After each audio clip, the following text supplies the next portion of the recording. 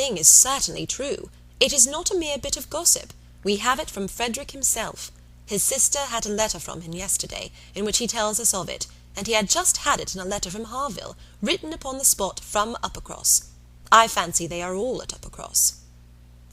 This was an opportunity which Anne could not resist. She said, therefore, "I hope, Admiral, I hope there is nothing in the style of Captain Wentworth's letter to make you and Mrs Croft particularly uneasy.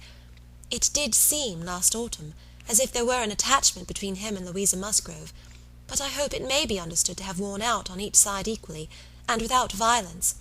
I hope his letter did not breathe the spirit of an ill-used man." "Not at all, not at all. There is not an oath or a murmur from beginning to end."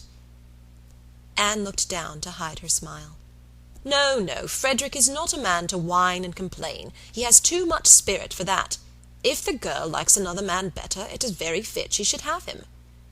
"Certainly.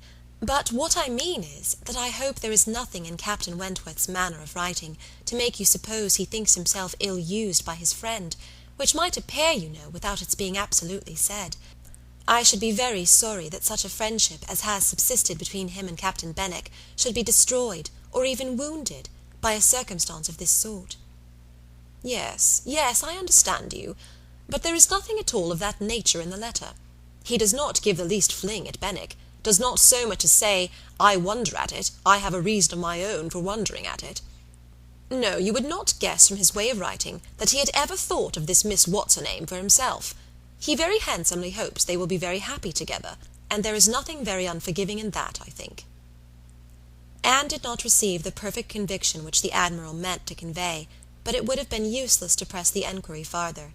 She therefore satisfied herself with commonplace remarks or quiet attention, and the Admiral had it all his own way.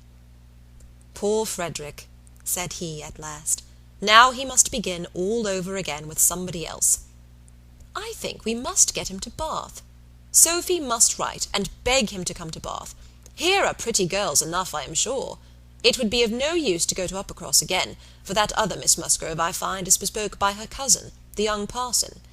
Do not you think, Miss Elliot, we had better try to get him to Bath?" End of chapter 18.